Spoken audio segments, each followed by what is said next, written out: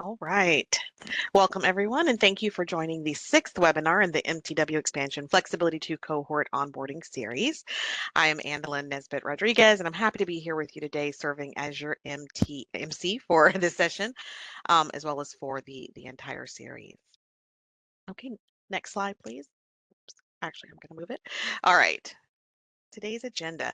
So we've organized today's office hours session around the topics that we've covered thus far throughout the onboarding series. We're going to shake things up a little bit by playing a game in Mentimeter. We want to make sure that we've done a good job of providing the information that you need in a way that's been absorbed by you all. So for each topic area, we're going to be providing a quick refresher. And then we're going to move on to game questions. After each set of game questions, you'll be given the opportunity to ask questions. Our MTW team will do their best to give you answers on the spot. Some questions may require them to do a little bit of research, and if that happens, we promise that we'll keep track of those questions and get back to you with answers. So now let's go to Mentimeter. Today's game is going to be played in Mentimeter, so don't close the WebEx screen that you're watching right now. That's very important. Do not close the WebEx screen. The best way to go to Mentimeter is to open a new browser window on your computer. Go to any screen other than the one that you're watching WebEx through. All of your audio is going to continue to come from WebEx, but once you go to Mentimeter, you're going to be able to view the rest of today's session through that new tab. You're also going to be able to view the session in WebEx, but you can't play the game unless you go to a new browser window and sign into Mentimeter. If you cannot go to Mentimeter on your computer, then you could use the internet browser on your phone. We recommend that you open a new computer browser rather than using that on your phone because if you are on your phone, the presentation is going to be quite small. You'll still be able to see the presentation on your WebEx screen as well. And as a reminder, your audio will come from WebEx, so be sure not to close that WebEx screen. So, okay, go to your newly opened browser window or your internet on your phone, and you're going to type in menti.com, MENTI.com. When you go to Mentimeter, you're going to need to enter a code. The code for this session is 67735967, and Sean has just put that into the chat for everybody. So when you're logged in, if you will, go ahead and hit the thumbs up button to let us know that you're here and you're ready to play. If you're having any trouble getting logged into Mentimeter, you have two options. You can reach out to our WebEx host, Sean, through the WebEx chat, and he can help you troubleshoot. Or you can continue to watch along in WebEx, but again, you won't be able to play the game. You'll still be able to see the presentation, and you will be able to ask questions both verbally or through the WebEx chat throughout the today's session. So just as in previous sessions, we are going to stop throughout the webinar in order to answer any questions that you might have. We definitely encourage you to ask your questions. When we stop for questions, we're going to ask you to either come off mute, input your question into the WebEx chat, or you'll have some opportunity to input your question directly into Mentimeter. And I'm going to let you know how to do that and when it's time to ask those questions. So again, go to menti.com and type in the code 67735967. When you're logged in, hit that thumbs up button.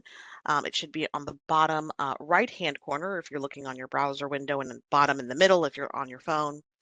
The objective of today's game is going to be to answer the most questions correctly, and the quicker you answer, the more points you get. Our top 3 winners today are going to receive a special token of recognition from the HUD MTW office. So now we're going to ask a few practice questions. There are no right or wrong answers for these questions. These questions are just opinion questions, and the practice questions are not timed.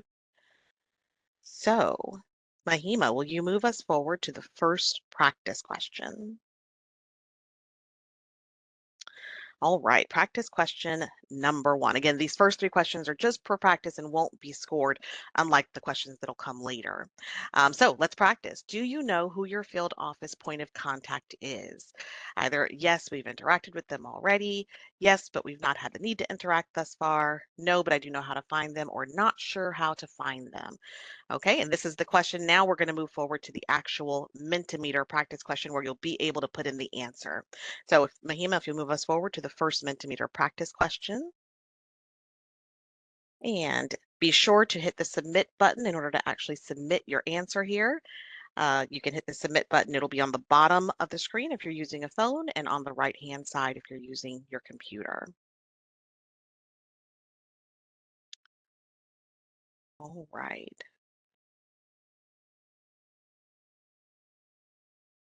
Great. Looks like we have just two players at the moment, hoping some more folks will get in here. Um, but for right now, it looks like, ah, thank you. Looks like everyone does know who their point of contact is, and that is really good. So Mahima, if you'll move us forward to the next slide. Great. I saw one more person answer just then, so thank you.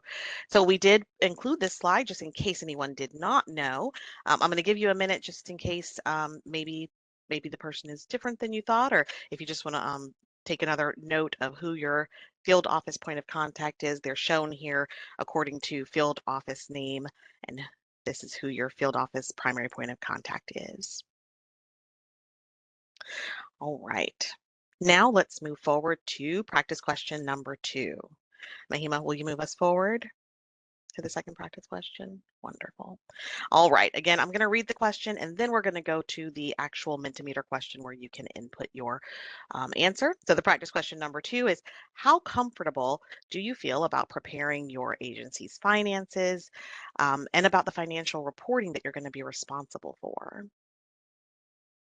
For those coming in late or coming in now, we are just in Mentimeter. So open a new browser window. You can also open a window on your phone, but it's highly recommended that you open a browser window on your computer. Do not close your WebEx and join us in mentimeter.com. So it's menti.com, menti.com.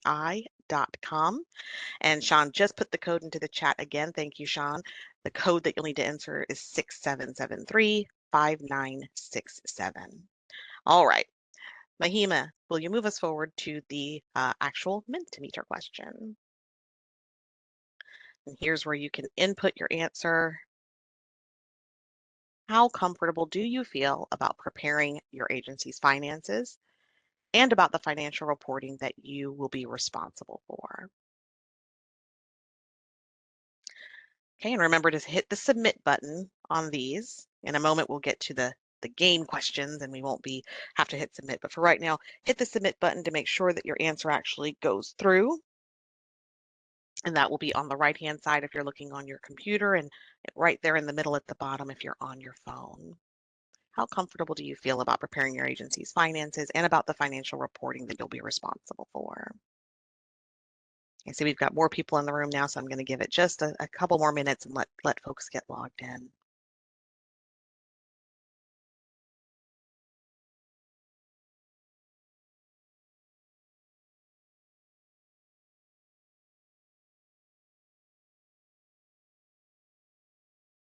Okay. All right. And if you're having any problems getting logged into Mentimeter, again, you can reach out to Sean through the chat and he'll help you. All right. So it looks like most people do have the information and guidance they need so far, and that's great. We're going to go through some of the key points today, and if you have any further questions, hopefully we can get those answered for you. All right, Mahima, if you will move us forward to the third and final practice question.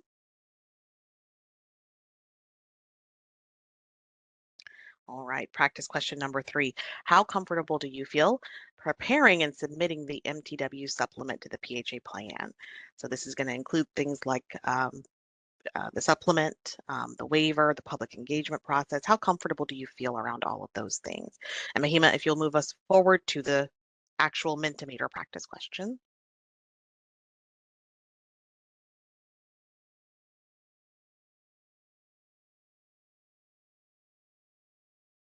All right,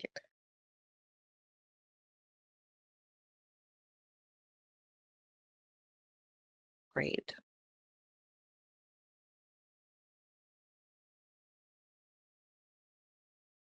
We've had a few people answering.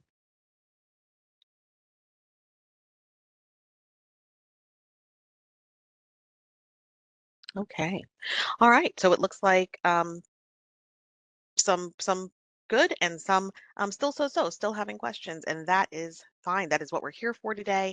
Again, we're going to really encourage you to ask all of your questions throughout the day. We'll stop throughout the session in order to ask questions, and we're going to give some really good key points for you today. So we are going to get to the game in just a moment. I'm going to turn it over to Philip. He's going to provide a quick refresher on first steps, and then we're going to get to the game. And remember, try to log into Mentimeter. This game is supposed to be fun, really interactive, and the top 3 people will get a little recognition directly from HUD to recognize your accomplishment today. So please do try to log into menti.com. Philip, go ahead with first steps. All right, good afternoon, everybody. I was trying to improve the lighting here. So anyway, welcome to the office hours session. We're so glad everyone is able to join us today. So as Anna explained, we're going to kind of just go through and do a refresher, of the kind of the MTW ACC amendment execution process and sort of a life cycle of what the process looks like. Can we go to the next slide, please? Okay, so we are pretty far along in this process in terms of, talking about the steps from selection to implementation. So the first step in the process is going to be, of course, to complete and execute your MTW ACC amendment. So if you recall from the first webinar that we did a number of months ago, you will need to have your board send a board resolution and have your agency execute the MTW ACC amendment to us, and then we return that to you after we receive that from you. So and just to recap there, the first day of MTW designation is going to be the date that HUD countersigns your MTW ACC amendment. The next in the process is just getting your agency's sort of financial operations in order. We're going to be talking about that in quite a bit more detail, just as a recap in a few minutes here. The next is going to be the supplement development process. So as you probably recall from the prior webinars, the public process is really just an indispensable part of this entire process, both from when you execute your ACC amendment all the way to when you're beginning to prepare your your MTW supplement. So that will be something that was critical. Next is the process of developing and submitting the MTW supplement to the PHA plan. So that will come in through the housing information portal with the MTW supplement module. Then there will be a review process by both the field office to take a look at that, and then you receive approval. And then finally, the last step, which we're not going to talk about today, is going to be kind of to be determined with the ongoing delays with HIP, is going to be the transitioning of the MTW expansion 5058 to the housing information portal, or HIP. That's something we'll talk about at a to be determined date. Next slide. All right, looks like it's game time. So I'm going to hand it back over to Andalyn to get us ready for our first set of questions. All right, thank you so much, Philip. It is game time. And for those that are just entering, please join us in menti.com. So don't close the WebEx window that you're on right now. Open a separate window, or you could go to your smart device internet browser and go to menti.com, menti.com. When you're in there, enter the code. It's in the chat. It's 6773-5967. For everybody who is in right now, please give us a thumbs up so that we know that you're in and we can go ahead and start the game. The objective of the game is to answer the most questions correctly, and the quicker you answer, the more points you're going to get. So once we go to the first question, you're going to see that you were assigned a character or an icon as well as a nickname for the game. You're going to have the opportunity to put a different nickname or your real name, if you prefer, in about 2 slides, but I'm going to alert you in that time and let you know, do make sure to remember your nickname. This is important. We're going to pause periodically to check the leaderboard to see who's winning. And at the end of the game, we're going to reveal the top 3 winners. At that time, we're going to ask you to please identify yourself so that we can send a bit of recognition from HUD to you for your accomplishment today. So should be a fun game, and getting a little bit of recognition from HUD is always a very nice thing. So we want everybody to be able to play, and hopefully we'll have some fun here. So okay, we're going to start the game now. I'm going to read each question aloud once before we go to the timed Mentimeter question. So you're going to see the question, you're going to hear me read it aloud, and then I'm going to ask Mahima to move us forward to the timed question. Okay, this first one's going to be slightly different because we're going to pause to input our names in the middle there. That's just a function of Mentimeter, but I'll lead you through everything. So, okay, Mahima, if you will move us forward to our first question. So the question is going to be, the public process should be a collaborative process with your community that begins after selection and ends after ACC amendment execution. So is that true or false? That is the question, okay? So in a moment, we're going to move forward to the timed slide. And remember, correct answer in the quickest amount of time is going to garner the most points.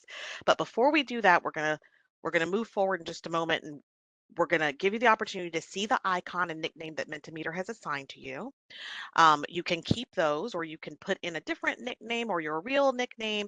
But either way, we want you to make sure to remember who you are in the game so that at the end we can identify the top 3 winners and make sure that HUD gives you that recognition. So, Mahima, if you'll move us forward and let folks either remember their name or enter new names.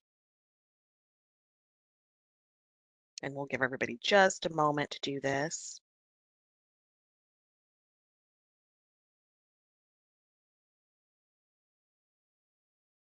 So on my screen, I am the cat with the heart eyes, and my name is Millie, and I'm not going to be answering questions today, but I'm going to keep that name. If you want to change the name, you can just write over in that box, right over the name that they assigned you.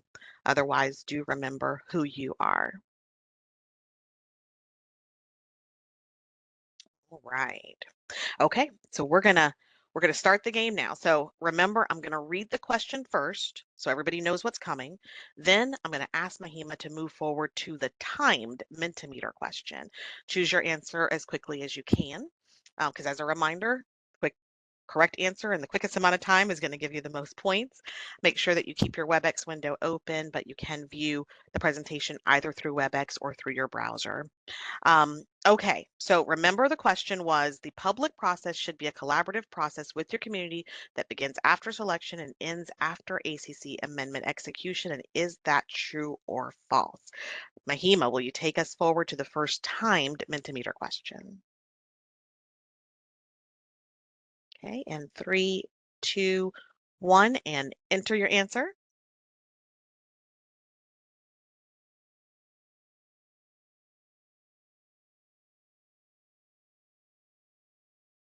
Okay, let's see how everybody did. All right. Now, if you're looking at this on your phone, then you'll just be able to see whether you got the correct answer or not. If you're looking at the WebEx screen or your computer browser, then you can see what everybody else put as well. And the answer is false there. Little bit of a tricky question, but the answer there is false. The public engagement process should be a collaborative process that begins before MTW expansion application, and that is ongoing. So that process should be ongoing. That's the correct answer there. Okay. Mahima, will you move us forward to the second question, please? All right. Again, I'm going to read the question so everybody knows what's coming, give you the answer options, and then I'm going to ask Mahima to move us forward to the actual timed Mentimeter question. So, question number 2, it's important to involve the board early in the process so that they can ask questions and provide input before being asked to approve the MTW ACC amendment. Is that true or false? Mahima, if you'll move us forward to the second timed Mentimeter question. All right. And in 3, 2, 1. It's important to involve the board early so that they can ask questions and provide input before being asked to approve that ACC amendment. Is that true or false? Oh, all right. You guys knocked it out the park on that one. Absolutely. It's definitely true. MTW is a significant undertaking, and agencies do need to involve their board early on to ensure that those folks fully understand what MTW means and what the PHA is signing up for. Excellent job. All right. Mahima, if you'll move us forward to the third question. All right, what is the required number of days a PHA must take their MTW supplement through the public process? What is the minimum number of days required for the MTW supplement public process? Is that 75 days? Is it 30 days? Is it 45 days? Or is that 365 days? All right, Mahima, if you'll move us forward to the third timed Mentimeter question. Okay, and in 3, 2, 1, go ahead and enter your answer.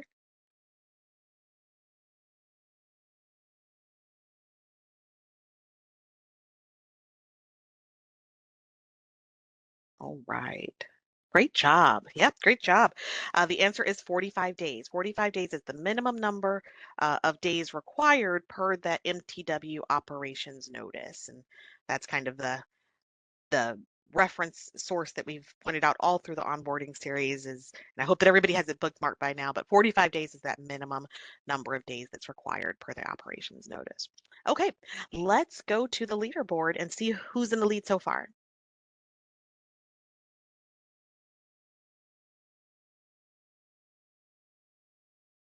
All right. Excellent. Looks like Jill, Ribbit, and Tiger Baby are in the lead so far. So great job. Everybody still has the opportunity to come back. We have a number of questions, and we're going to do this again. So leave this Mentimeter window open because we are going to come back to it. And you can, in fact, watch the whole presentation through the Mentimeter window that you have open right now, or you can go back to WebEx. But for right now, let's take some questions. Let's move forward to the question and answer period. All right, so what questions do you have about first steps? You can submit your question directly into the Mentimeter in the box. You'll hit ask a new question, and then a box will come up, and you can put your question there, and it'll appear here in Mentimeter. You can also simply come off mute and ask your question, or you can send questions through the WebEx chat, and we can read it aloud for you. So what questions do you have about first steps so far?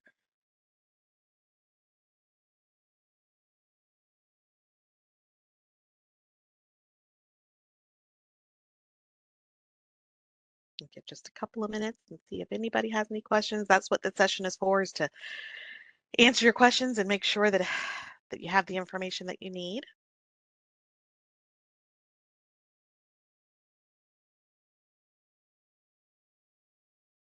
Okay. All right, not seeing any questions yet. We're gonna continue. We'll stop for questions along the way today in today's session. So you can hold your questions until the next time we get to one of these screens, or you can type your question into the chat in your WebEx browser and we'll answer it. We'll ask it and get it answered for you when we get to the next Q&A option. Of course, you can always come off chat and just speak as well. I mean, come off mute and just speak as well. All right, at this time, I'm going to turn it back over to Philip for some key takeaways. Okay. All right. So thanks, Andelin. All right. Great job, everybody. And the first part of the game so far, it looks like got to be a close competition here, but let's review some key takeaways as it pertains to kind of the first steps of the process and the life cycle of a transition to becoming an MTW agency. So I think a really big one here is just communication. Communication is critically important as you start to take this journey of becoming an MTW agency. Make sure you are sharing any plans and gathering feedbacks from resident and stakeholders throughout the process. And as we have alluded to at the beginning of this presentation and also just during some of the questions, involving the PHA's board and the process is absolutely critical to getting their input and buy-in. As it pertains to the MTW ACC amendment execution process itself, what you want to do is you want to send the PHA board resolution and a PDF of that ACC amendment with a signature to the MTW Flexibility 2 cohort mailbox. So you can see the mailbox here. It's MTW Flexibility 2 at HUD.gov. There's no spaces in between any of those words. Just a reminder from the first welcome webinar that we did back in April, when you submit your MTW ACC amendment, either digital or what we call wet handwritten signatures are acceptable. The MTW ACC amendment is not considered to be officially executed until the Principal Deputy Assistant Secretary, Richard Minacchio, signs it. So that's just something to keep in mind. And then the ability to use funding flexibility, which we know is something that all of you all are definitely very excited to take advantage of, is available the same day that HUD countersigns the MTW ACC amendment. So just as an example, just as a refresher, if, let's say you as the PHA submit the MTW ACC amendment today, August 22nd, the PDAS countersigns on September 15th. Your first day of using MTW funding flexibility would be September 15th, because that's the day that the PDAS has countersigned the MTW ACC amendment. Next slide, I think I'm going to go through some key resources now regarding kind of these first steps here. Okay, so we have the MTW expansion webinar series, as we have mentioned in prior webinars. All of the previous webinars are recorded and posted on the HUD Exchange. So you'll see in that second bullet, will take you to the Welcome to MTW welcome webinar that we did on April 11th. That will cover, this sort of process of executing your ACC amendment and sort of first steps in a lot more detail than we are today. You also have the MTW operations notice, which obviously is sort of our guidebook for all things MTW for the expansion PHAs, the flexibility cohort page, and some other resources. And I believe now at this time, I'm going to shift over to talking about financial reporting. So if you could go to the next slide, please. Okay, so if you guys remember, we had quite a few webinars so far, and the second and third webinars in this series focused on financial reporting as it pertains to be an MTW agency. So the first one focused specifically on financial matters. So we're just going to do a quick refresher here of some of the key points from that particular webinar, and then we will go back into game mode. So let's go to the next slide, please. All right, so just as a reminder, these are sort of what, how the MTW ACC amendment execution process affects your MTW financial reporting. So for the financial data schedule, also known as FDS, the trigger for change is going to be when the PHA begins using funding flexibility. And the thing that's going to be different is you're going to adhere to the MTW reporting instructions. And if you want to recall what those are, we talked about that in quite a bit of detail in the webinar, I believe, that we did back in May. The second thing we're going to talk about is the capital fund. And again, the trigger for change is going to be the actual day of the ACC amendment execution. And when you execute your ACC amendment, you're going to start using budget line item 1492, which is MTW, and you're going to cease using budget line item 1406, transfer to operations. And then finally, the voucher management system.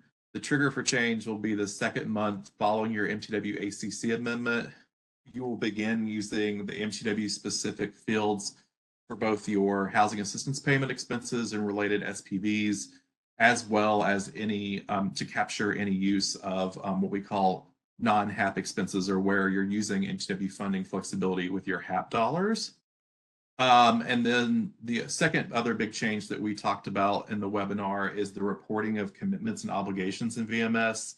In that prior webinar back in May, we had another staff member who was on the line today, in case there are any questions about that. Ann Becker spoke to you all regarding how to do your commitments and obligations reporting in VMS. And then we also have a link here to an FAQ that kind of goes into these topics in a little bit more detail. And I believe with that, we can go back to our game, and I will send it back over to Andelon for our next part of the game here. All right. Thank you so much, Philip. It is game time again. So if you've recently logged on and you're not yet with us, please join us. We're in mentimeter.com, and you can get there by not closing your WebEx window, but opening a new browser window on your PC. If you have to, then you can open it on your smart device, but we do recommend opening it on your PC. Go to menti.com. That's menti.com, and enter the code 6773-5967. Thank you, Sean, for putting that in the chat for everybody. And if you will, please give us a thumbs up when you're ready to play so that we know that you're logged on. Whether you're newly logging in or whether you played the last round, please give us a thumbs up. The objective of the game today is to answer the most questions correctly, and the quicker you answer, the more points you're going to get. And the top 3 winners today are going to receive a bit of individual recognition from HUD. So that's always nice. Hope we have a great time today, and let's play. I'll give it just another minute for anybody else who needs to log in. We've only got 3 thumbs up so far, and I know we've got a lot more people in the room, so hoping to get a few more people giving us that thumbs up and letting us know that they're ready.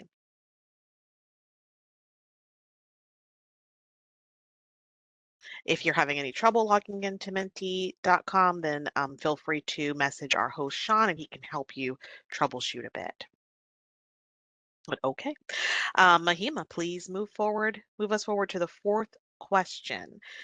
And again, I am going to read the question once so that everybody knows what's coming, and then I'm going to ask Mahima to move us forward to the timed Mentimeter question, and that's where you're going to go ahead and answer the question. Correct answer in the quickest amount of time will get you the most points. All right, question number 4. MTW FDS reporting doesn't begin in the fiscal year the MTW ACC amendment is executed unless the agency begins implementing funding flexibility that year.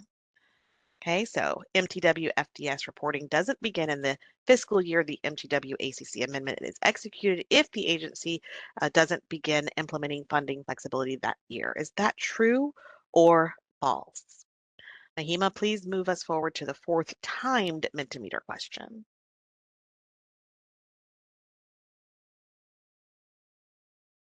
Okay, and in 3, 2, 1, go ahead and answer.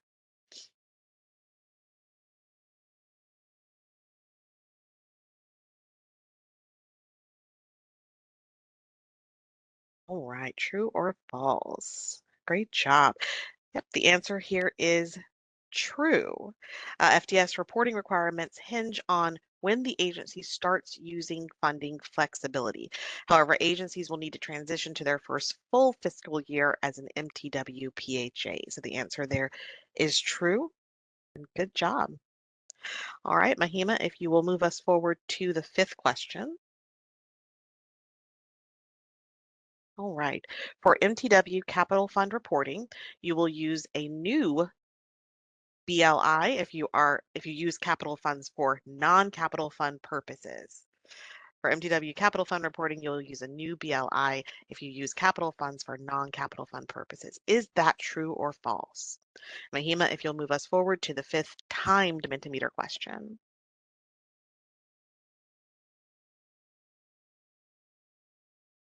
Okay, in 3, 2, 1, go ahead and submit your answer.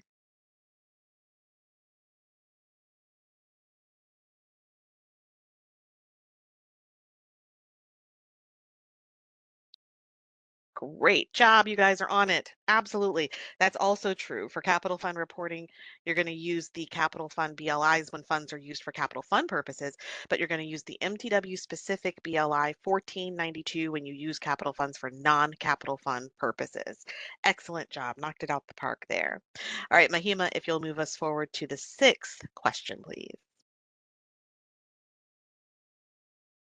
All right. For VMS, the first time you'll submit a report using MTW fields will be the 2nd month after execution of the ACC amendment. Is that true or false? And Mahima, if you'll move us forward to the sixth Mentimeter, timed Mentimeter question.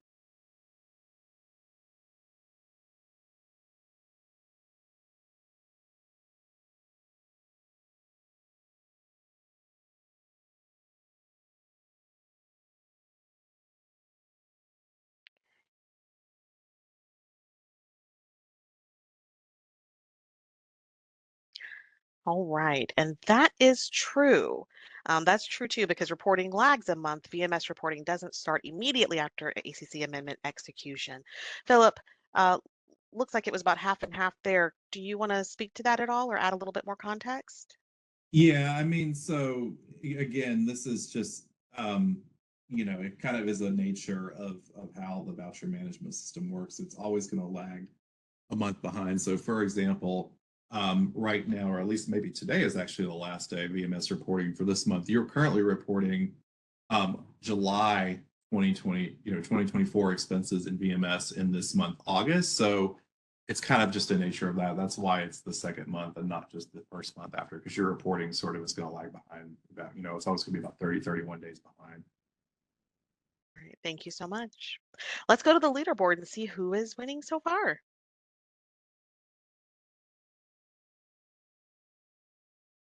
All right. Looks like Jill, you're doing a great job. Jill is still in the lead. Tiger Baby and Ribbit, you guys are still in the lead. Great job. And keep this screen up. We're going to keep playing in a little bit. But for right now, let's move forward to questions. Again, we really encourage you to ask questions. That's what we're here for today. Make sure that we can answer any questions that you have. So, what questions do you have at this point about financial policies and procedures? You can submit your questions directly into Mentimeter. So, hit that box that says Ask New Question and just type your question. You can ask multiple questions. You can come off mute and just ask your question verbally right now and we'll get them answered. Or you can send your question directly through the WebEx chat, which I think you're used to at this point, and we will read it aloud for you. Just a couple of minutes for questions.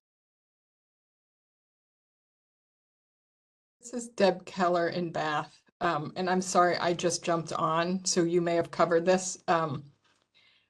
We just on August 14th got our executed ACC amendment back from HUD. We are in the process of doing our MTW supplement for fiscal year starting January 1, 2025. So I missed and I missed the last webinar, unfortunately. So because our ACC amendment was executed on August 14th, we're going to make changes to our VMS reporting 2 months after. So all of September, October for October reporting in November, even though we haven't started the next fiscal year where everything goes into effect. Right. So you will start using the MTW specific fields and so your MTW execution was August 14th. So you will start reporting, you will use the VMS fields, probably most likely, the month of August will probably be your last month of using the current fields. And then your first month of using the MTW fields, you will do your October reporting for September 2024. And I believe somebody will reach out to you from the FMC, from the Financial Management Center, to kind of give you an overview of what that looks like in terms of reporting. But if you're not going to actually start using funding flexibility, it probably means that a lot of your reporting is not really going to change that much. There are just some like MTW specific app fields, like for example, for certain special purpose vouchers, there are an MTW version of the field that you will use instead of the what you might currently be using. But I think if based on your situation, it shouldn't dramatically change your reporting. And we're voucher only because we already did Right. streamlined voluntary conversion. Right. So it doesn't sound like, a whole lot will change there, at least in the initial part. Okay, But so we'll be switching, but it won't be significantly different. right. Okay, thank you. Yep. Thank you so much, Deb. Thanks for that question. Any other questions? Well, it looks like Jill's got her hand up. Oh, wonderful. Hi, Jill. Hi, I do. Oh, I don't know. What it is. question, just following up on that. I'm from West Hartford, and we're an HCV only agency also. I was looking through the VMS reporting guide, so just so we could figure out what would change once we have to go to the MTW fields. We do have some special purpose vouchers, so I assume those get reported as they normally would, such as like VASH and TPV. A lot of our vouchers get reported currently in all other vouchers. And I didn't know if we had to cease using that field and use MTW. I forget what the field is called, MTW HAP, I think. Yeah, I think it sounds like and I don't have the list of like which SPV types are. I don't have that in front of me of like which ones are special MTW specific fields, but you can definitely expect like I believe you guys just submitted your ACC amendment, correct? Yeah, we did. Right. So when we send the next batch of vouchers forward, or sorry, the next batch of MTW ACC amendments forward to be executed, what happens kind of on the tail end of that process after we send you your executed copy back, somebody from the FMC will reach out to you regarding sort of with like a welcome to MTW reporting packet, just with like some additional information. But I think kind of it sounds like I believe I don't know if somebody from the FMC is on the call, but I believe they still use the all other vouchers if that's where they're currently reporting. Okay. I don't know if somebody from the FMC who would like to maybe speak to that more. I don't know if anybody from the FMC is on the call today, but if not, we can always follow up with you after this call as well. So yeah, I mean, I think if somebody is going to reach out to us to kind of help us through that first month, maybe, This is like a Jen. resource of, where we could go, that would be helpful just to make sure we're doing it right from the start. Okay, it sounds like we have June Burns, who is one of the supervisors in the Financial Management Center on the call. I think she had something you want to add in. Go ahead, June. What was the question concerning? Sorry. So it's just regarding they're currently, so West Hartford Housing Authority is using the all other vouchers field in VMS, and they were wondering if they would continue to still use that field after they transitioned to becoming an MTW agency.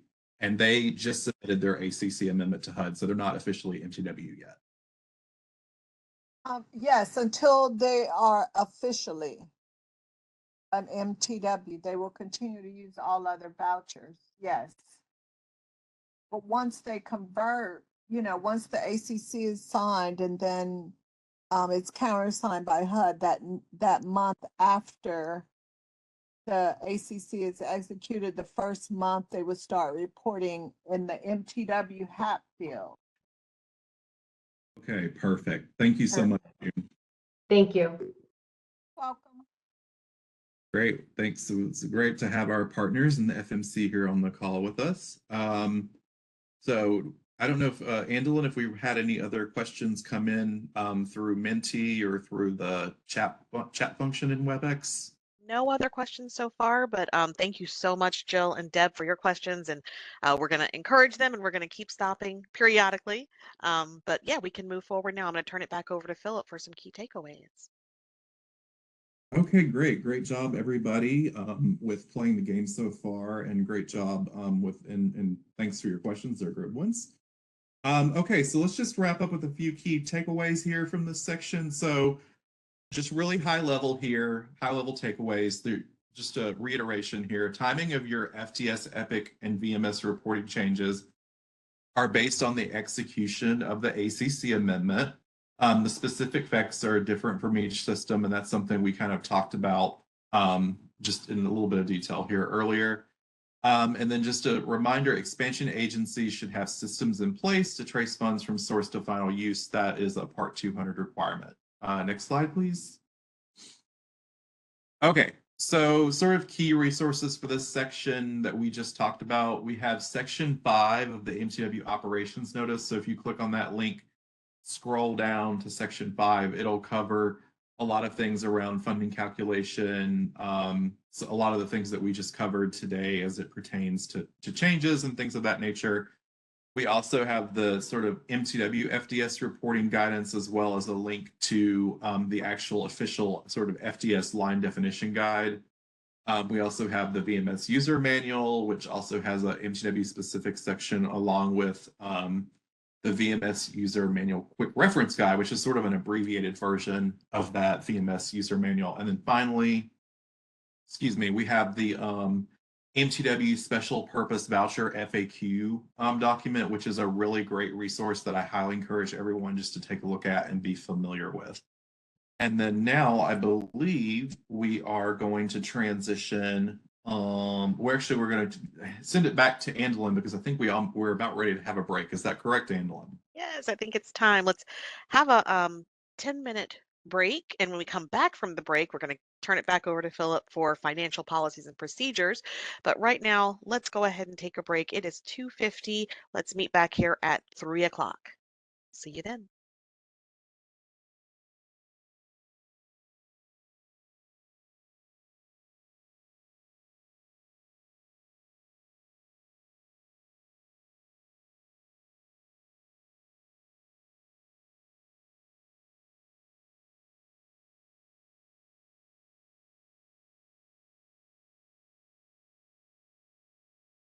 All right, welcome back. I hope everybody had a great break. I'm going to turn it over to Philip now for financial policies and procedures.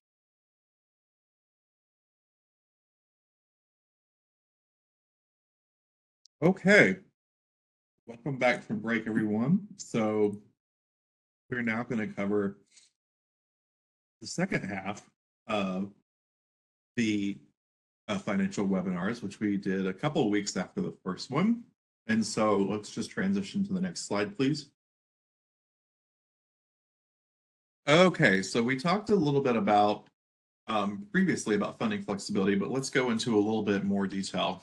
So when can MTW agencies start to use funding flexibility and implement activities? So funding flexibility is used for eligible purposes under the Section 8 and Section 9 programs starting on the day that HUD countersigns the MTW ACC amendment. So we gave an example here. The Anytown Housing Authority submitted its MTW ACC amendment to HUD on May 1st. The PDAS or HUD countersigned on May 18th. So the first day of funding flexibility for the Anytown Housing Authority would be May 18th. But keep in mind that even though you can begin to use funding flexibility, as of the first date of when HUD countersigns the MTW ACC amendment, any activity that requires an MTW waiver under the MTW supplement cannot be implemented until after the MTW supplement to the annual PHA plan is approved by the field office. So that's just something to keep in mind. So an example here that I think we covered in the prior webinar is that an agency could begin to use public housing operating funds, which are Section 9 funds, to issue HCV vouchers after the ACC amendment has been executed, but it cannot implement what's called a local non-traditional housing activity. That's something we covered, I believe, in the second webinar until it has received approval for that activity in the MTW supplement to the PHA plan. Next slide, please. Okay, so MTW flexibility of funding is only allowed under the following Section 8 and Section 9 funding sources. So we have the HCV program broadly. So that's both housing assistance payments as well as HCV administrative fees, as well as operating funds and capital funds. And agencies can propose activities that free up these funds to be used flexibly. And all required HUD approvals must be received if needed for things such as mixed finance developments, acquisitions, or Section 18 demo dispo. Next slide, please. And I believe we are ready to go back to game time. So I think we will send it back over to Andalyn to go through our next series of questions. Thank you so much. Yes, it is game time again. So if anyone has joined us, we are in menti.com.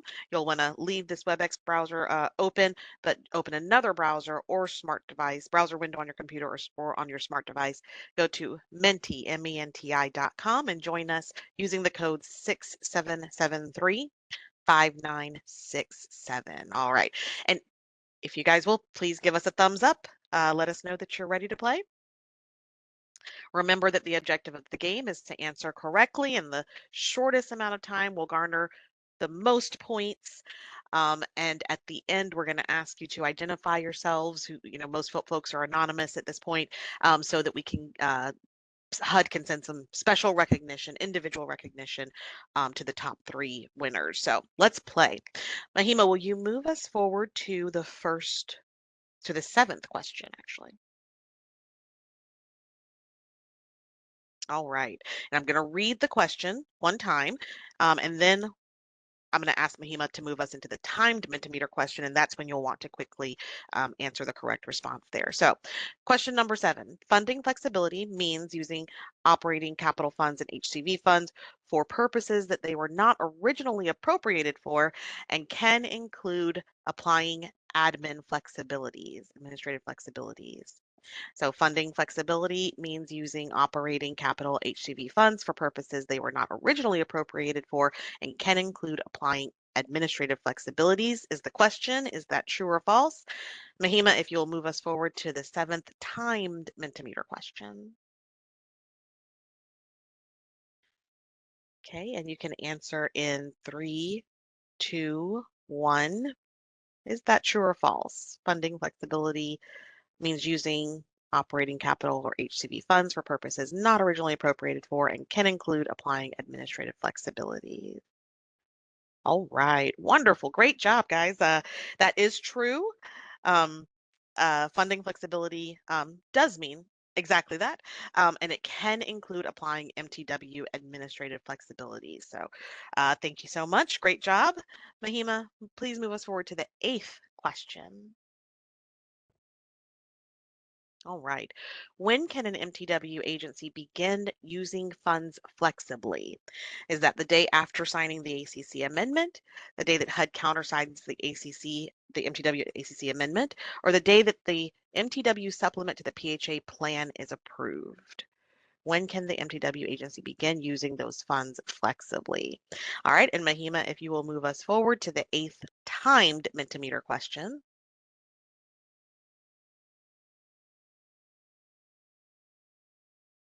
Okay, and you can answer in 3, 2, 1. When can an MTW agency begin using those funds flexibly?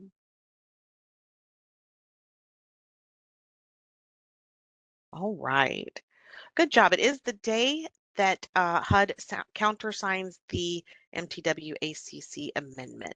The ability to use those funds flexibly will become effective on the same day that HUD countersigns the ACC amendment. All right. Mahima, if you'll move us forward to the 9th question, please. All right. Once the MTW supplement is approved, funding flexibility is allowable under all of the PHA's funding sources. Is that true or false? Once the MTW supplement is approved, funding flexibility is allowable under all of the PHA's funding sources. Okay, Mahima, if you'll move us forward to the 9th timed Mentimeter question.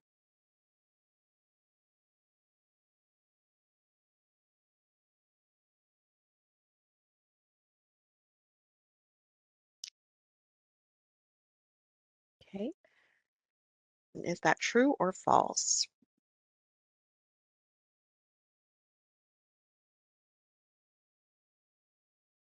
Wonderful. Great job. Yeah, absolutely. That is false. There are some sources that you cannot use flexibly. So fabulous job, everybody. Let's go to the leaderboard and see who's in the lead so far.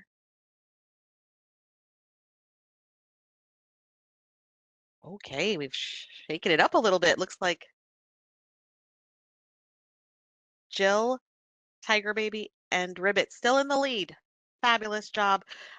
Casper is right behind though, coming up strong there. So, all right, wonderful job, everybody. Now let's move forward. We want to open the question and answer period again. Give you the opportunity. What questions do you have about financial reporting? Again, you can submit your questions directly into Mentimeter by hitting the Ask New Question box and just typing in there. You can type as many questions as you like. You can also come off mute to ask your question, like Jill and Deb. Thank you so much. You're welcome to come off mute, or you can send your question through the Mentimeter chat and we will read it aloud.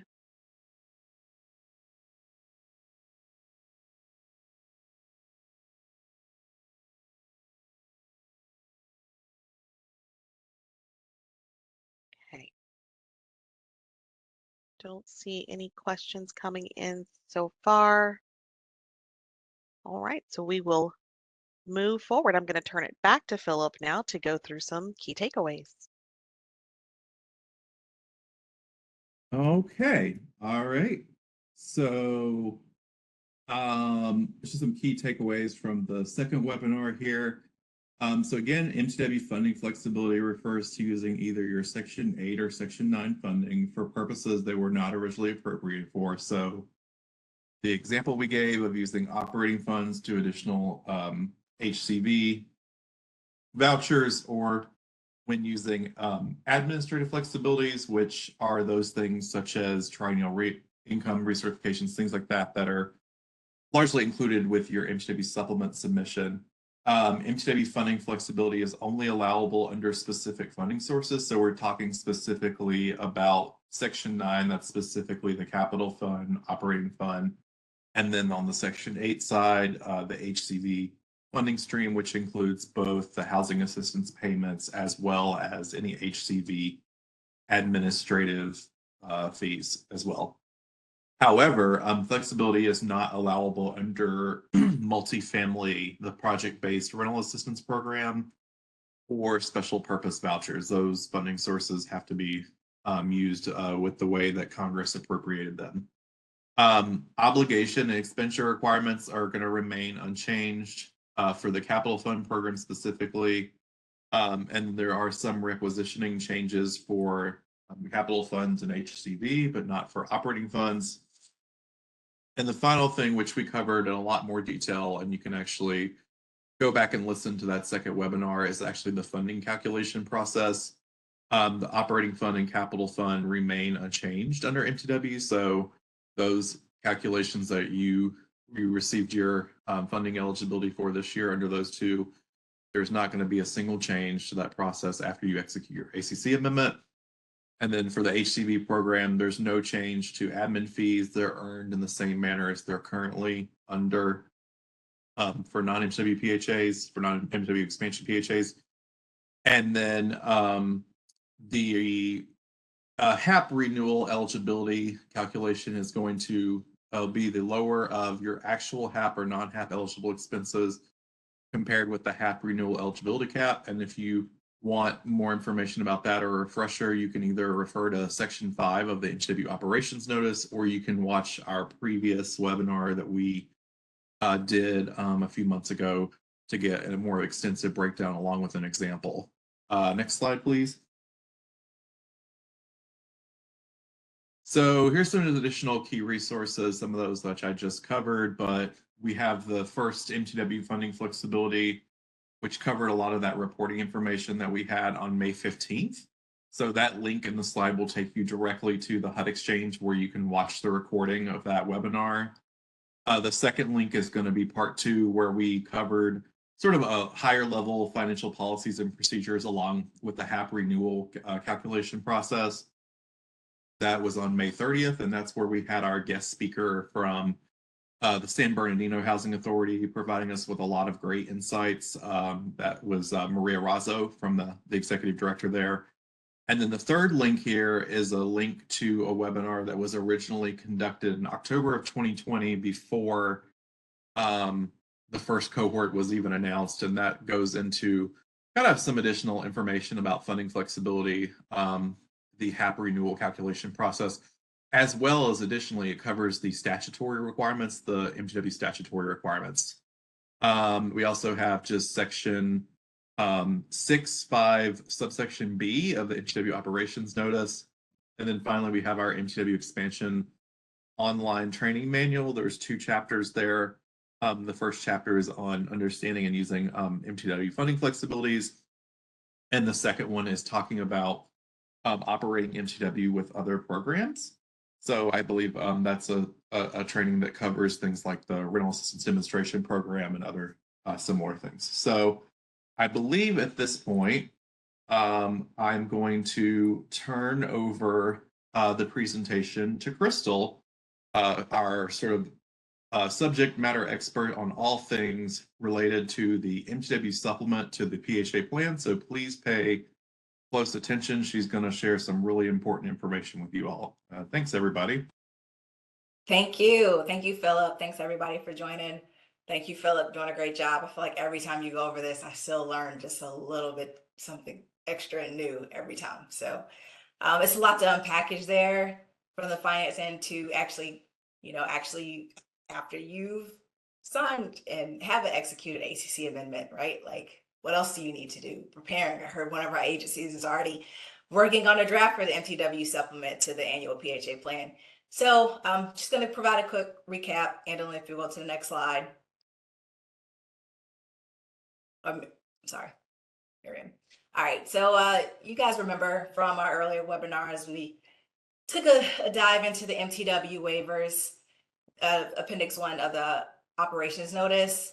And, just as a recap, these are typically the easier waivers to implement and are, of course, waivers that were frequently known to be implemented and seen from other older initial MTW agencies, should say older, and then we see now the newer agencies are also implementing them. And before implementation, before execution, you have to actually have a signed, fully executed ACC amendment, fully executed, countersigned by HUD, right? I know we keep ramming that at you, but that is so the utmost importance. Secondly, your activities, they must be included in your MTW supplement to the annual plan. So that plan and the supplement, they are now married. They have to merge together. If you're going through the public process discussing your PHA plan, you need to also be discussing your MTW supplement and referencing your supplement within your PHA plan as well. Okay, so that is something that has to be approved by the field office. That will come as an approval and with different scenarios from time to time, but you will receive an official signed approval from the field office director or another designated signator. And when you receive that is when you can actually pursue your approved MTW supplement, the activities that you included in there. Third, the MTW agency must finalize and update your ACOP and admin plan as applicable. So you make sure that that is, updated and transparent for HUD and of course yourselves and for the community. And also ensure that the activities will be implemented within the associated safe harbors. We kind of showed you that in the last training, went through the MTW operations notice in Appendix 1 and showed you that box that says safe harbor parameters. Those are the parameters that you have to remain inside of in order to implement an activity. If you should go outside of them, then that would be a safe harbor waiver. That's another bucket, right? And if you were to do that, you just need to familiarize yourself with the MTW operations notice. What are all of the requirements? And there are a lot of little small nuances, intricate details that you have to pay attention to if you're going to go outside of those safe harbor parameters, finding out if you're eligible, if you can do it. And if you can do it, then what does that look like to actually gain approval to do so? So if you're going to, also just a quick reminder, because this is one of those things where we often see missed, for the safe harbor parameters, if you're going to go outside of one that's eligible for you to seek eligibility and to seek implementation outside of the safe harbor parameter, also i.e. known as defined as a safe harbor waiver request, that would be submitted as a part of your supplement. You would submit that information into the online system. You want to, when checking for eligibility, make sure that there's no asterisk beside that safe harbor parameter. If you see that there's an asterisk, then it's not even eligible. You can of course submit, but it will be denied. And we will explain the why, but that would be the reason and why. And so keep in mind, like I said, just making sure that you're looking at your operations notice. One other thing, and we'll talk about this a little bit later, but even from the public comments, the public hearings, there has to be a separate public hearing for your safe harbor waivers. So it's a lot of little things to just pay attention to, making sure you're checking all the boxes. So definitely MTW operations notice, bookmark it, okay? And if we've informed you all about the experience for the last few years, we found that it's better for agencies to really wait before applying to do a safe harbor waiver or an agency specific waiver. Instead, we recommend you become more familiar with being an MTW agency through the selected existing MTW waivers first. Remember, there's a lot that you can do with these MTW waivers, and the review process for approval or for a decision is much quicker too. Next slide, please. Okay, the timeline. So you'll want to plan carefully and establish a schedule for your MTW supplements completion date. Okay, so in most of the recent years, I'll say that we will probably, what will be done concurrently with the submission of the annual PHA plan, which is due 75 days prior to the commencement of the PHA's fiscal year. And the PHA schedule for developing the MTW supplement must build in sufficient time for this. Okay, so start by, of course, evaluating what you want to do, figure out your goals, write down your goals and objectives. And I think a good starting place is also just drafting the MTW supplement and gathering all of your supporting documentation, including like your required impact analyses and hardship policies, your copy of your public comments, how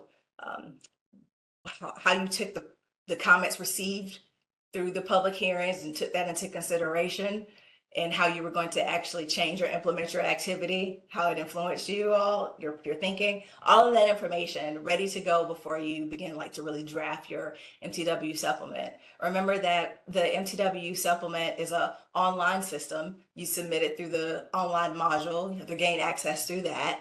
However, there is a Word version, PDF version, sorry, that you can convert to Word, and you can also use that in your planning and drafting. I think that's a great best practice. I'm jumping here, but so we talk about the 45-day review period. See, a lot of people got that answer that correctly. So with the 45-day review period, to keep in mind the public hearing, developing the content for the final submission, the submission of the PHA plan itself, and the MTW supplement by the due date that you've kind of mapped out in advance to make sure that you're submitting, 75 days prior to your fiscal year beginning. And you can reference this chart above to see the latest date that you want to begin your preparations based on your fiscal year start date. So for example, for those with do we have a question? Okay. For those with a July 1 fiscal year start date, you would need to begin your preparations by November, and you'll draft the PHA plan and the MTW supplement, and then provide the required 45-day public review period for input from your staff, from your residents, and your community partners. This would happen mid-January, mid-February, and after your public hearing, you'll submit your PHA plan and MTW supplement. And then once the MTW supplement is approved, you'll need to update your admin plan and ACOP. Angela, do we have any questions in the chat? We do. Yep. Thank you. We have a great question. It fits right in here. What's the typical time period for HUD approval of the MTW supplement? Okay. Well, that varies, Deborah. It's a good question, but it does vary. It depends on, are you submitting 1 or 2 waivers that are low-hanging fruit that you fleshed out, submitted all the documentation correctly, or is it 10 to 12? Is it 17? Is all the documentation submitted correctly into HUD the first time? So the goal for our office for HUD is to have a turnaround time, a decision back to the PHAs 75 days post the submission date. So that is what our turnaround time is. You should have a decision, you should have correspondence back from HUD. And I would say certainly before then there will be some communications, especially if there's some missing information that we find within the review process. So for example, you've submitted in a request to implement a MTW activity, And within the safe harbors of that activity, you'll see where there's an impact analysis and a hardship analysis that's required. But for some odd reason, or whatever reason it could be, that the impact analysis was omitted. So we would communicate back to you, hey, this is a missing piece. We need you, have you completed it? And theoretically, we'd be asking more questions too, the field office would, because we would want to know, when was it completed? How was it fleshed out? Did it also go through when you went through your public review process? So it'd be other questions, but 75 days is the hard, fast answer.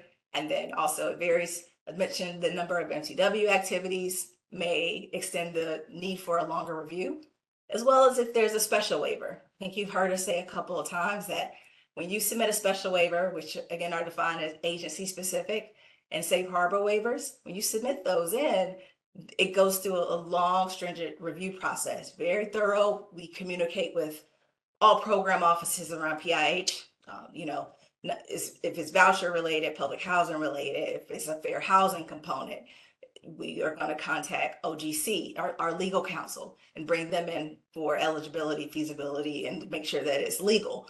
So it varies. So I hope that answered your question plus some. But Can I ask a follow-up question? Absolutely, I love it. Yeah. So the one thing, so we have a couple of low-hanging fruit. They were part of our cohort that we're going to be doing, but the other one we want to do is the 120% of payment standards. Okay. So we're January 1 fiscal year. So if we submit this by October 18th, we'll probably submit it earlier. Timeline wise, we might not know whether we've gotten that approved when the fiscal year starts if HUD takes the full 75 days. That's true. So I'm just thinking about landlord communication and implementation. Right. So didn't you say you already had it executed as well? Did you already submit? Yeah, our ACC amendment is executed, and we're in the public comment period of the annual plan, Okay. 5-year plan, and supplement. And Right. we have our public hearing scheduled in September. So we're on track, but it's the 120% pay is the only one that's like super time sensitive. Interesting. So I said reach out to us externally too. I think that it's not absurd to have communications right with us to say like, hey, this is our timeline. What can be expedited as far as a review, making the evaluators aware of like, hey, this is the issue, right? Okay. Like, you can't do anything about the calendar if you're doing everything on your end. So, but we certainly want to support you all in what's needed. Okay. You're already off to a great start. So, okay. All right. Thank you. Great question. Okay. All right. Thank you, Anne, for flashing on. I slept Deborah's question there. Okay. All right. So again, remember that the MTW supplement has to be submitted along with the PHA plan, either along with your next regularly scheduled PHA plan submission or as an amendment to your existing one. So there'll be some situations where you're January 1 agency, you're already just, working on preparing for a submission that's upcoming, but perhaps not. Perhaps you're April and you would like to still go ahead and get started. You're eager to get started.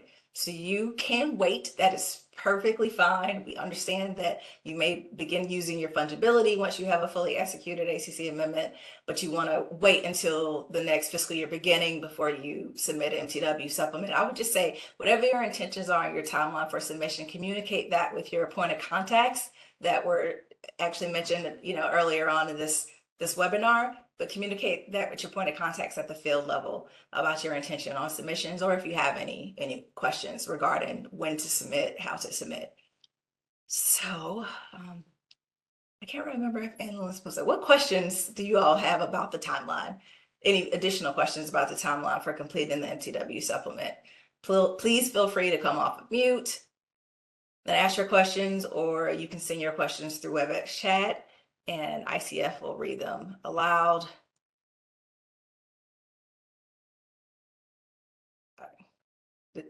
Oh, are you talking, anyone? Yep, I don't. Oh, Jill has her hand raised. Hi, Jill. Hi, sorry, it's me again. Oh, no, love it. That's why we're here. This might be a really stupid question, but I'm going to ask it anyway. We have drafted our MTW supplement and we were very eager to add a lot of waivers in. And I know we've kind of been cautioned throughout, our onboarding to not bite off more than we can chew. Is it more advantageous to sort of put as much as you want in there and then get them approved and then tackle them as you can? Or should we be scaling back and then adding more in our next year supplement? I don't know if that makes sense, if I explain that No, appropriately. it makes sense. So ultimately, HUD is going to defer to your PHA, right? But I would say, I think that doing it as strategically as possible and piecemealing it is going to help you figure out. Because I feel like what I found consistently, the initial agencies and agencies for the expansions that have already come on, is you don't really realize the impact that your staff is having either. Like the impact to just the weight of the extra work, the confusion that happens within the community. So of course, prioritize those. Also, always remember, you can submit an amendment. So if you find where there's something where, like, man, we really wanted to go ahead and do that, then, you know, yeah. So I think that it's a really good idea to plan it out according to what you feel like the top needs are first and prioritize in that way. But I don't want to discourage you. I think sometimes what happens is you may want to merge activities because one will benefit the other. So I think that makes sense. Like I would never say, hey, hold off on this if this is going to help improve you on this end. We're going to ask reporting questions as well. So keep that in mind. So it's going to ask about timeline and implementation. If you know for sure that you're not planning to implement this until 26, I'd wait. Okay. I'd wait, yeah. Now, that doesn't mean that if you are in the planning process and you have a question as far as how you're writing it up, you can still present that to HUD. We wouldn't be able to give you an official approval or disapproval on it, but we would be able to give you insight on, hey, this looks reasonable, this looks good. Also, maybe think of it from this perspective. Hey, go look at this PHA who's previously been approved for this. Maybe reach out to them and learn some of the things, their growing pains and things like that. So Okay. that's my opinion. Thank you. Of course, good question. So much. Crystal, I don't see any other questions in the chat or hands raised right now, so I think you can move forward to public engagement.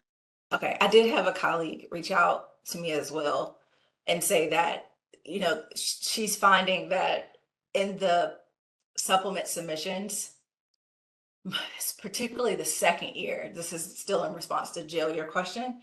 So one of the screener questions within the MTW supplement module is plan to implement this submission year or currently implementing. So when I talked about reporting going forward, the system should remember what you've already previously been approved for. So if you have a ton of activities that you're not necessarily implementing, do you want to spend that time reporting out on here's the updated implementation timeline?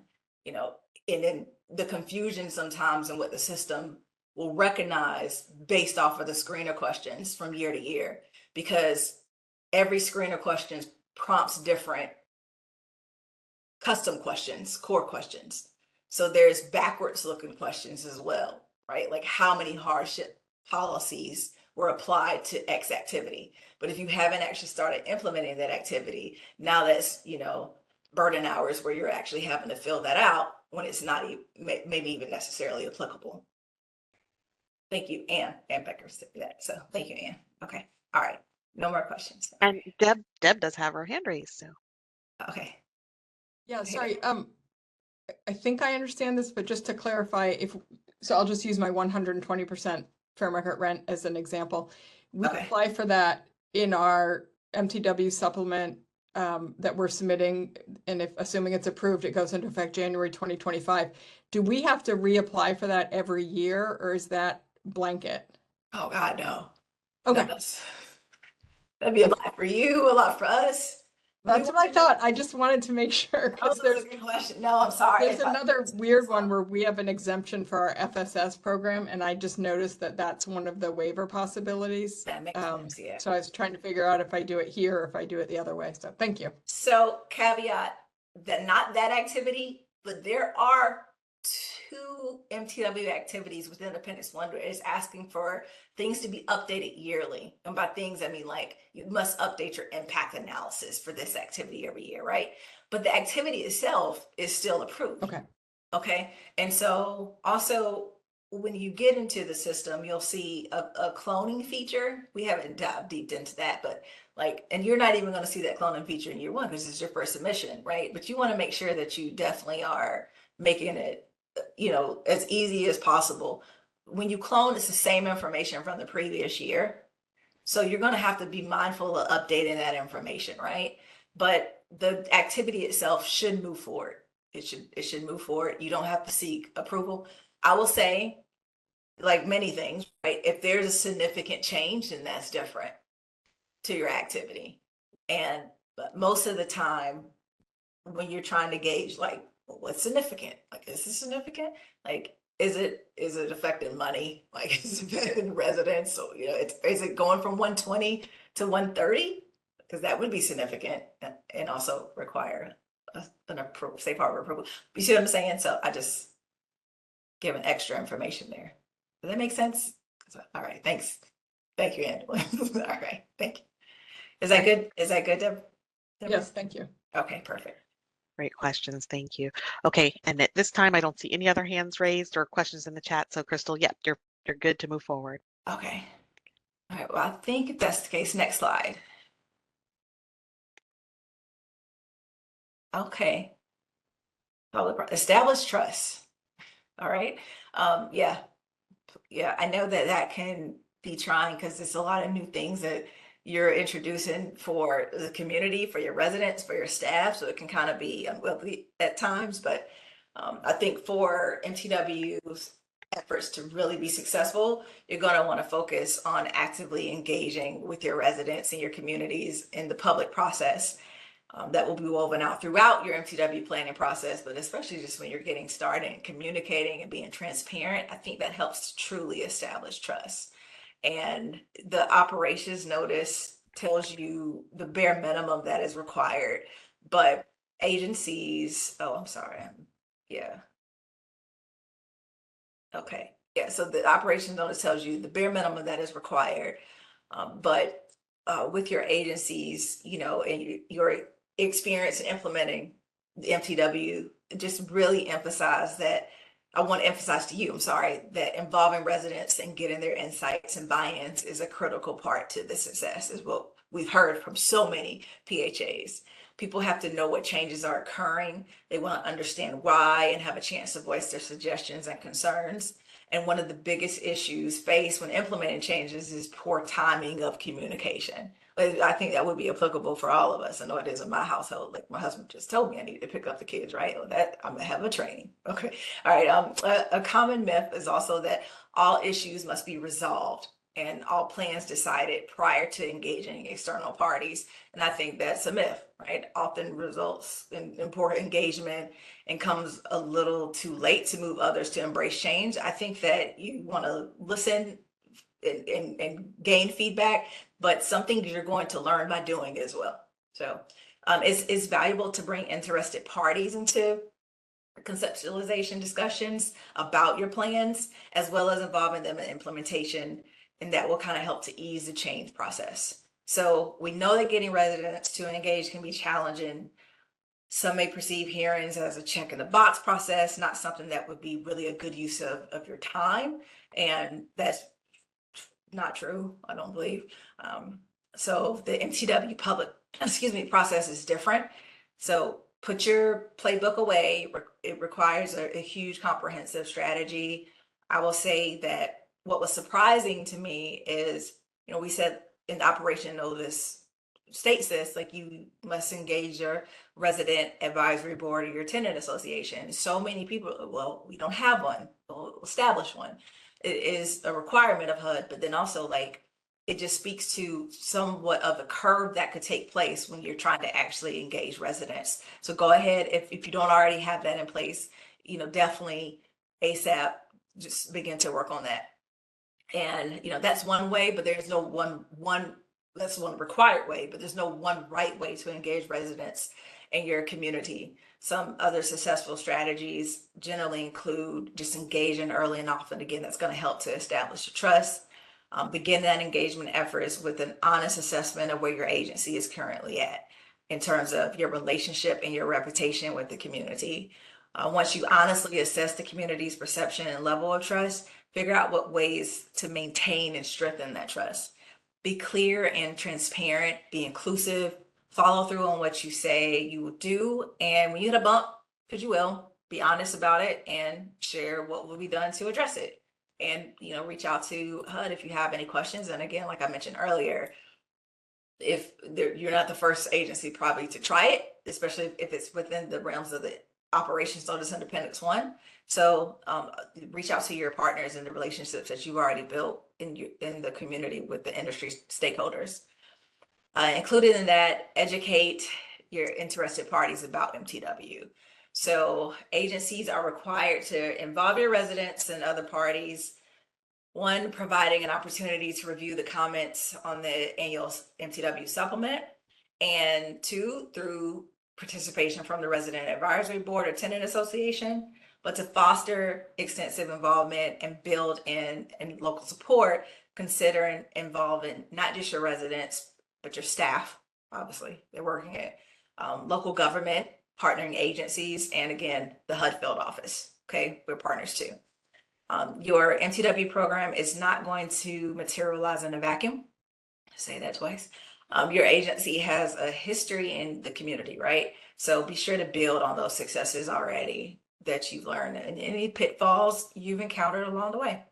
So the relationships and skills you build over time will help you effectively engage with your community and have a successful MTW program, hopefully. Okay, all right, come prepared. So that means how do you come prepared? I think carefully consider how to structure the meeting to cover your key topics in ways that will convey the information clearly and encourage people to contribute ideas. So people, you know, will provide, I think if you provide the meeting's goal and context, you share information, answer questions, listen to suggestions and concerns, and be clear about how your agency will respond or use your input, that will help in preparedness and to be inclusive, to engage communities effectively. MTW agencies, you guys need to find ways to give diverse groups a voice. Be proactive about welcoming all voices into the conversation, even though you know, I felt like sometimes, or what I've heard agencies say is that it's always the same people who ask the questions, who come to the meetings. Figure out how can you expand that, and maybe that means removing any physical barriers, remove cultural and language barriers, remove barriers for households with different logistical needs, such as work hours or childcare and transportation challenges. So again, not the old playbook, think outside the box. It's going to help in the long run for public engagement. And when it's done right, it's a real process. So you'll need all four of the steps in this graphics: trust, education, inclusivity, and preparation. The MTW Expansion Online Training Manual, Philip brought this up earlier. It has some very helpful information about engaging with staff and residents and communities. And we'll talk more about that in the next webinar potentially as well. Adeline, next slide.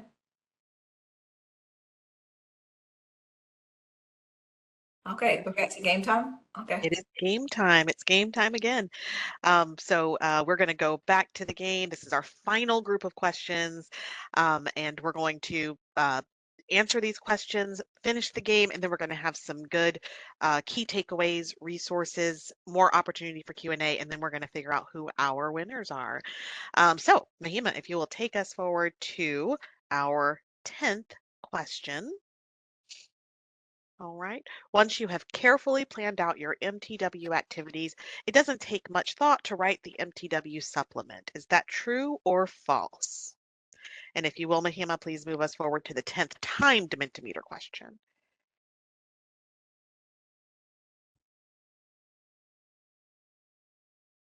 Okay, and 3, 2, 1, answer. Once you've carefully planned out your MTW activities, it doesn't take much thought to write out the MTW supplement. True or false? Absolutely. Y'all are on it. That is false. Writing a clear description that will communicate your plans to the public and to HUD takes thought and attention. It's not difficult, but it does require care. All right. And Mahima, if you can move us forward to the 11th question. Okay. Question number 11. You can submit the MTW supplement as part of the next scheduled annual PHA plan submission or as an amendment to the current annual PHA plan. Is that true or false? All right, Mahima, if you'll move us forward to the 11th timed Mentimeter question. You can answer in 3, 2, 1. You can submit the MTW supplement as a part of the next scheduled annual PHA plan submission or as an amendment to the current PHA plan. Is that true or false? Fabulous, fabulous, guys. This is true. You can submit the MTW supplement either along with your regularly scheduled annual PHA submission or as an amendment. But the key thing to remember here is that the MTW supplement and the PHA plan are married and should be submitted together. Right, Crystal? That's right. That's right. All right. Great Mahima, job. if you'll take us to the 12th and final question. Okay. The MTW agency should only follow the regular PHA public process requirement and hold one public hearing. Is that true or false? MTW agency should follow the regular PHA process and requirement and hold one public hearing. Is that true or false? All right, Mahima, if you can move us forward to the 12th timed Mentimeter question.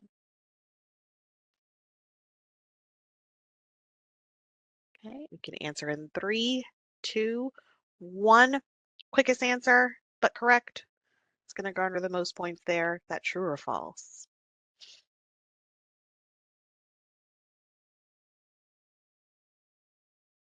All right. No flies on you guys. Great job. Absolutely. That is false as well. When submitting an MTW, an agency specific or a safe harbor waiver, you must hold an additional public hearing. So in addition to the public hearing that's required for your general public engagement process, you're going to need to hold an additional meeting to specifically discuss the waiver that you are requesting. You can hold these meetings back to back, right, Crystal? I think we've That's right. done that That's right. recently. You can have them on the same day, but you have to hold 2 separate hearings to discuss those things and give the waivers their due diligence, their due discussion. All right, that's the end of our quiz. Thank you so much for participating. We're going to find out our winners in just a little bit and make sure you guys identify yourselves so that you can get that recognition, that individual recognition from HUD. But now we're going to go forward. We're going to open the floor to questions. So Mahima, if you'll move us forward to Q&A, please.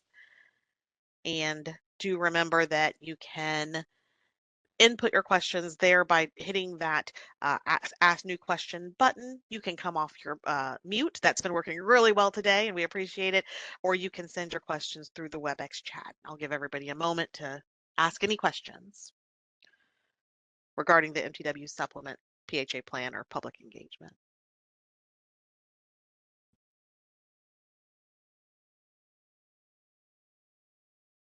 Okay.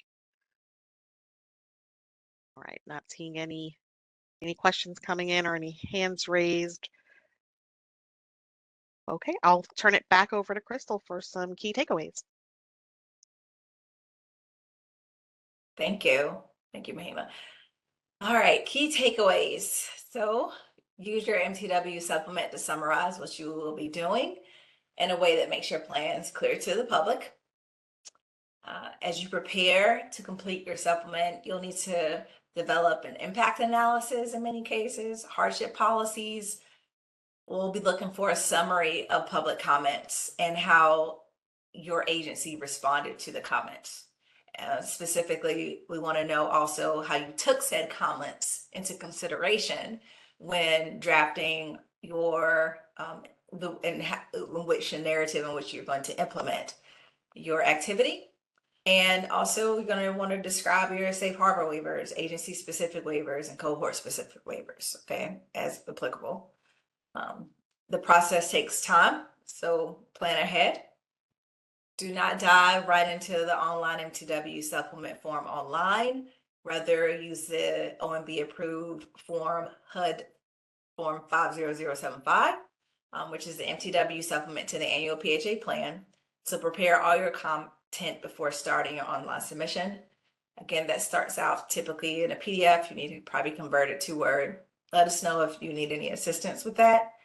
And then also make sure to plan carefully, backing up from the date that you want to begin your MTW activities and determining the steps that you'll need to make that fit. And then remember, all of these trainings are recorded and posted on HUD Exchange. So let me especially highlight the MTW Supplement Tips for Success webinar, where we provided several different tips and tricks, best practices, examples of strong submissions and not as strong submission narratives to go forward before you're actually submitting it into HUD for a final decision. And yeah, so I'd like to know now, what other questions do you have about the MTW supplement? Any questions at all? Please feel free to come off of mute and ask your questions, or again, you can send your question through the chat feature and ICF or contractor will read it out loud.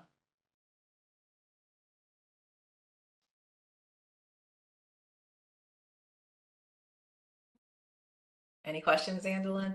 No questions coming in so far. All right.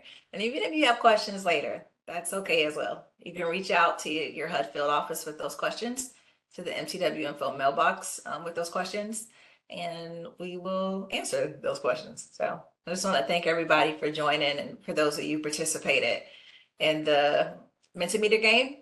I hope that this has been helpful to you all, a little different, switching it up, and that you learned some things. And again, if you have any questions that pop up later, we're here for you. Okay, I'll give it back to you, Andelin. Thanks. There's a couple of key resources. Mahima, if you'll move forward to the next slide. All right, so key resources just around the MTW supplement and waivers. There is the supplement information on HUD.gov, certificates of compliance, and then some special call outs in the operation notice, section 4, which talks about the waivers, and section appendix 2, which specifically gives you a lot of good information about the impact analysis and hardship policy requirements. Of course, the MTW expansion training webinars are all there for you, and some specific webinars. We have the date there next to them, specific to the impact analysis and hardship policy, and the tips for success around the MTW supplement. So, all right, I know that we just offered you an opportunity for questions. We're going to move forward.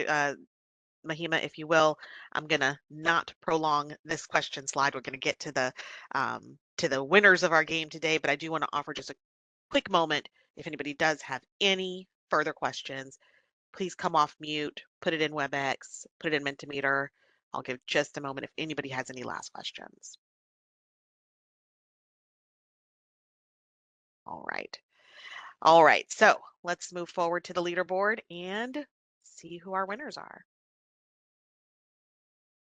Right. And again, I think it's always nice. I came from an entitlement community. I, was on your side, of the road once, and I especially loved getting some special recognition from HUD. So always very nice. So, okay, Jill. Jill is our first place winner. Thank you so much. Wonderful. Great job, Jill. Woohoo! And I think that's Jill Corrado.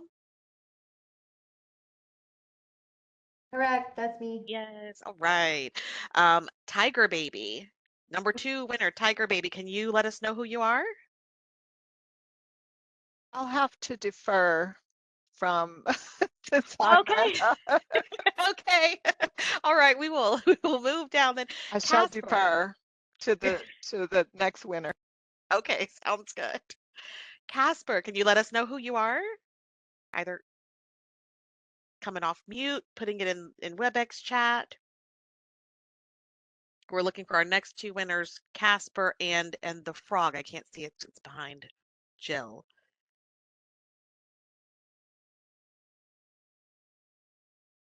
Okay.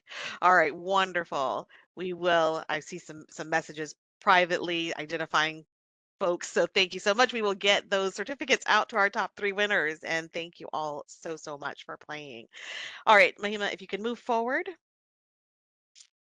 Thank you all so much for joining us today. Here's a summary of resources, kind of that lots of stuff that we've gone through over the whole onboarding series.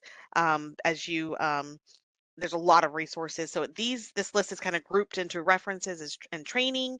It includes the MTW operations notice, the MTW page on both HUD.gov and HUD Exchange, the onboarding webinar series, the online manual. Just hopefully this will be a lot of great information for you. We're gonna send the link for today's presentation to everyone following the presentation.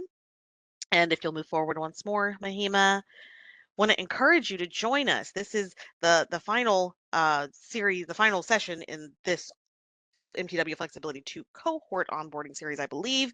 But we are moving into quarterly office hours. So each quarter, we're going to bring together all of the cohorts for an office hours session where you'll have the opportunity to ask questions and have them answered by the experts at the MTW office. And during each quarterly session, they're going to feature a topic. So in September, the topic will be a demonstration of newly created waiver request templates. So hopefully this will make any waiver requests, your agency specific, or your safe harbor waiver requests really a lot easier for you and a lot more intuitive. So we hope that you will join us on September 25th for that special office hours session, bringing together all of the cohorts so far. Next slide, please. And just want to say thank you so much for joining. If you do have any other questions, please reach out to the MTW Flexibility 2 email address. And that's it for today. Thank you, everybody. Have a great day.